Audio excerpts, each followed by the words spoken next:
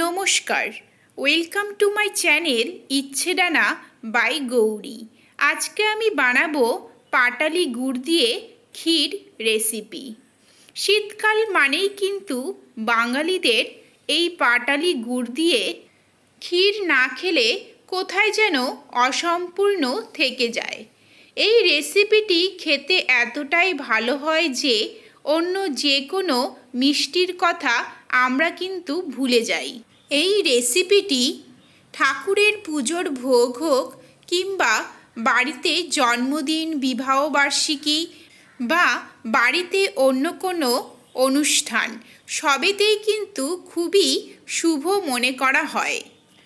আর পাটালি গুড় দিয়ে এই ক্ষীরের রেসিপিটি তো অতুলনীয় খেতে হয়। চলুন তাহলে দেখে নিই খুবই কম সময়ে এই রেসিপিটি আমি কিভাবে বানাই। ক্ষীর বানানোর জন্যে আমি এখানে 500 ml দুধ নিয়ে নিয়েছি। দুধগুলোকে প্রথমে আমি খুব ভালোভাবে ফুটিয়ে নেব।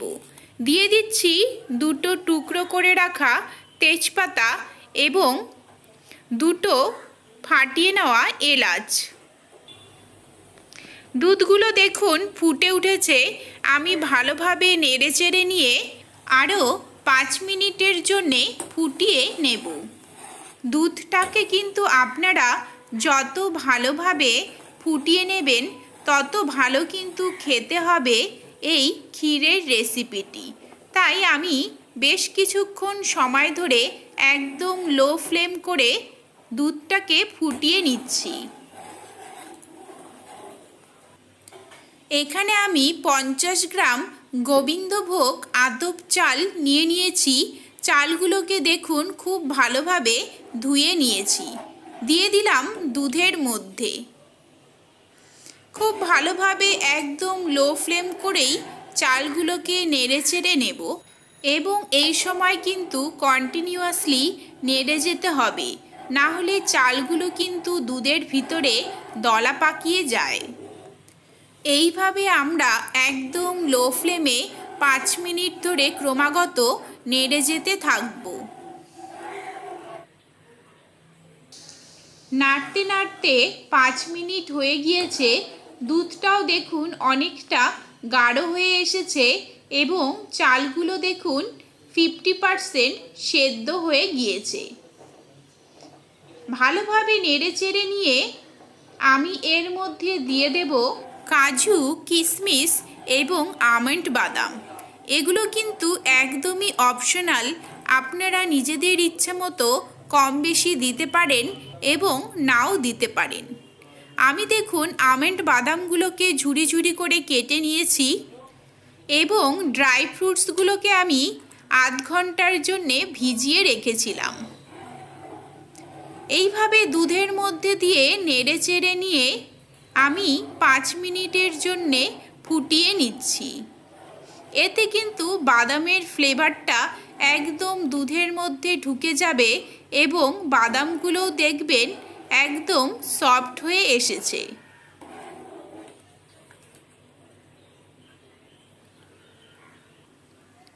পাঁচ মিনিট হয়ে গিয়েছে। আমি দুধগুলোকে আরেকবার নেড়েচেড়ে নেব। দেখুন দুধটা অনেকটাই গাঢ় হয়ে এসেছে এবং চালগুলো দেখুন উপরের দিকে ভেসে উঠেছে। চালগুলো কিন্তু একদম 100% সেদ্ধ হয়ে গিয়েছে। সমস্ত রেসিপিটি একদম লো ফ্লেমে আস্তে আস্তে করলে কিন্তু ক্ষীরটা খেতে আরও বেশি ভালো হয়। এবারে এর মধ্যে দিয়ে দিচ্ছি 50 গ্রাম পাটালি গুড়। গুড়টাকে কিন্তু অবশ্যই আপনারা চালগুলো সেদ্ধ হয়ে যাবার পরেই দেবেন। আগে দিলে কিন্তু চালগুলো সেদ্ধ হতে সময় লাগে। গুড়টা দেখবেন 2 মিনিটের মধ্যেই গলে গিয়ে ক্ষীরের কালারটা কিন্তু চেঞ্জ হয়ে যাবে। এই দেখুন বন্ধুরা, ক্ষীরের কালারটা একদম চেঞ্জ হয়ে গিয়েছে। পাটালি গুড় ব্যবহার করলে কিন্তু ক্ষীরের কালারটা অনেকটা এইরকমই আসে। ভালোভাবে নেড়েচেড়ে নিয়ে আমি আরও 5 মিনিটের জন্যে ফুটিয়ে নেব। এতে দুধটা আরও গাঢ় হয়ে আসবে এবং পাটালির গন্ধটাও খুব ভালোভাবে ক্ষীরের ভিতরে ঢুকে যাবে। 5 মিনিটের বেশি কিন্তু আমরা আর ফোটাবো না, কারণ ক্ষীর ঠান্ডা হয়ে গেলে কিন্তু দুধটা অনেকটাই জমে গিয়ে আরও গাঢ় হয়ে যায়।